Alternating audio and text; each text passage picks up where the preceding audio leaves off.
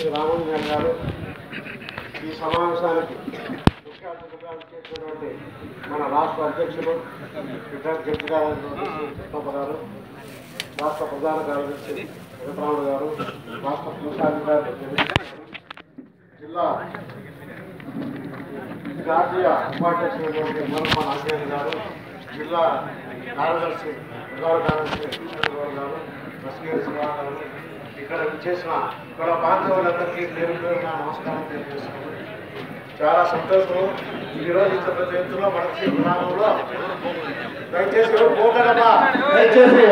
మా సోదరులంతా ఇంతవరకు ఓపిక ఉన్నారు, మంచి వాళ్ళు మంచి పేరు ఉంది కాబట్టి మీరు వచ్చి మేము ఈ సీట్లలో మీరు కూర్చోవలసిందిగా కోరుతున్నాము. ఇంకా ఒక 5 నిమిషాల్లో సమావేశం ముగుస్తుంది. ఆ తర్వాత అందరికీ భోజనాలు ఏర్పాటు చేసినాము. సమావేశమై మన పెద్దలందరికీ సన్మానించిన తర్వాత మనందరూ భోజనాలకు పోవాల్సిందిగా కోరుతున్నాను. దయచేసి ఇంతసేపు అందరికి మొట్టగా ఇస్తారని ఇంకొక 5 నిమిషాల్లో మాట్లాడేది ముగిస్తుంది. అందరికి భోజనాలు ఉన్నాయి, భోజనం చేసుకొని పోవాల్సిందిగా. అంతా మన కులం గురించి వాళ్ళకి చెప్పాలి. లేక 5 సంవత్సరాలు 6 సంవత్సరాలు అయితే మనుషులలో ఇంతమంది గురువులు ఉన్నారని తెలిసిందే. అనంతపురం జిల్లా వాసులకు అందరికీ పెద్దలకి ధరించి వాళ్ళు చెప్పే మాటలు కొన్ని వినాలని కోరుకోండి. ఇంకా 10 నిమిషాల్లో సభ ముగిస్తారు. భోజనం చేసుకుని అందరూ పోవాల్సిందిగా కోరుతున్నాం. దయచేసి 5 నిమిషాలు ఒక్కరు లేకుండా కూర్చోవాలని కోరుకుంటున్నాం.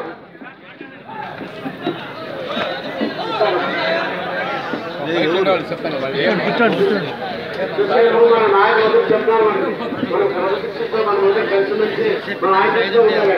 ఆయకత మనం చూపించాలా. అందరికీ తెలుసు, 2 భాగాలుగా విభజన జరిగిన తర్వాత మన రాష్ట్ర గురువు సంఘం అనేది లేకుండా పోయింది.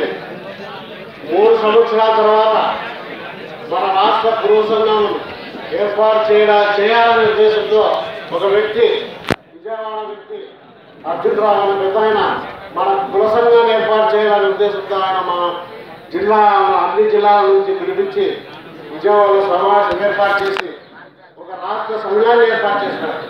ఆ సంఘాన్ని విజయవాడలో రిజిస్టర్ చేసి మన అప్పుడే రిటైర్ అయినటువంటి మన జడ్జి గారు అయినటువంటి కృష్ణప్ప గారిని రాష్ట్ర అధ్యక్షుడిగా నియమించి ఆ తర్వాత నన్ను జిల్లా అధ్యక్షుడిగా చేశారు.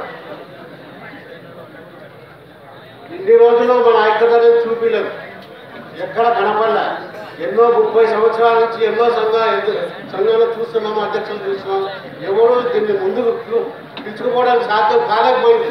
కానీ ఈరోజు మేమందరూ ఏకమై ఈ సంఘాన్ని ఇక్కడే కాదు, జిల్లానే కాదు, రాష్ట్ర వరకు నుంచి తీసుకొని పోవడానికి సిద్ధంగా ఉన్నాము. ఈరోజు మండలాలు ఎందుకు చేస్తున్నామంటే ప్రతి మండల కమిటీ చేస్తున్నాము. మండలంలో మన ఐక్యత అంతా నిరూపించి మన సంఘాన్ని ఏర్పాటు చేసుకొని ఆ సంఘం ద్వారా మన కుల సభ్యులుగా చేర్పించి ఆ సభ్యత్వం ప్రతి ఒక్కరు సభ్యత్వం తీసుకోవాలని మేము చెప్పాలా. ప్రతి గ్రామానికి సభ్యత్వం తీసుకోవాలా, మన ఐక్యతను నిరూపించాలా. ఈరోజు మనం ఒక సంఘం ఏర్పడిందంటే ఆ సంఘ నాయకులు మనం గౌరవించేది నేర్చుకోవాలి. ముందు నేర్చుకోవాలి. మన సంఘం ఒకటి ఏర్పడిందంటే అరే మన అధ్యక్షుడు, మన మండల అధ్యక్షుడు, మన గ్రామాధ్యక్షుడు, ఇలా అధ్యక్షుడు ముందు గౌరవం నేర్చుకోండి. ఆ గౌరవం ఉన్నప్పుడే మనం పైకి పోగలం. మనం కమిటీ ఏర్పడాలంటే ఆ అధ్యక్షుడు ద్వారా మనం పోలీస్ స్టేషన్ కానీ ఎంఆర్ ఆఫీస్ కానీ పోవచ్చు. కాబట్టి మీరు ఒక్కటి నేర్చుకుని ఐక్యత ఉండాలా. మనం ఐక్యత ఉంటేనే ఏదైనా సాధిస్తాము. మా ఐక్యత నిరూపించాలా. ఈరోజు మనం ప్రతి ఒక్కరూ సభ్యత్వం తీసుకొని మనం ఎంతమంది ఉన్నాము ఈ జిల్లాలో, ఆ జిల్లా మన రాష్ట్రంలో ఎంతమంది ఉన్నాము, ఇవన్నీ మనము నిరూపించే కాలం ఆసన్నమైంది. నేను ఇంతవరకు మన సోదరుడు చెప్పారు, ఎంతో ఆవేశంతో చెప్పారు. ఎందుకు చెప్పారంటే మనం మనలో ఐక్యత లేదు. మేము ఎన్నోసార్లు చూసాము.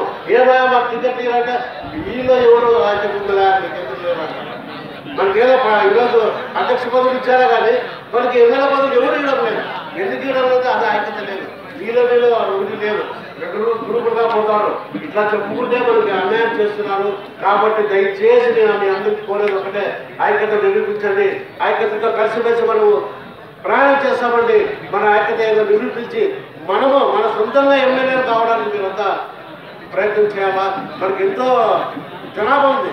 ఆ జనాభా ప్రకారం అయితే కనీసం అంతా 5 మంది ఎమ్మెల్యేలు కావచ్చు. కానీ ఎక్కడ కావడం లేదు. ఇదంతా మీరు బాగా గమనించి నేను చెప్పే మాటలు విని మన సభ్యత్వాన్ని అందరూ చేసుకొని మన ఐక్యత నిరూపించి తద్వారా మన బలాన్ని చూపించడానికి మన ప్రయత్నం చేస్తున్న కోరుతూ ఇంతమంది వచ్చి ఈ సమావేశంలో నిజంగా చాలా సంతోషంగా ఇంతమంది వస్తారని మేము ఊహించుకోలేదు. ఈ ఐక్యత ఇట్లే నిరూపించాలా. ఇప్పుడు ఈ రోజు ఇంతవరకు ఉన్నారు, వచ్చే రోజుల్లో ఆట వరకు ఉండాల్సిందిగా మీ అందరూ కోరుతూ సెలవు తీసుకుంటాం. జై కుర్మ.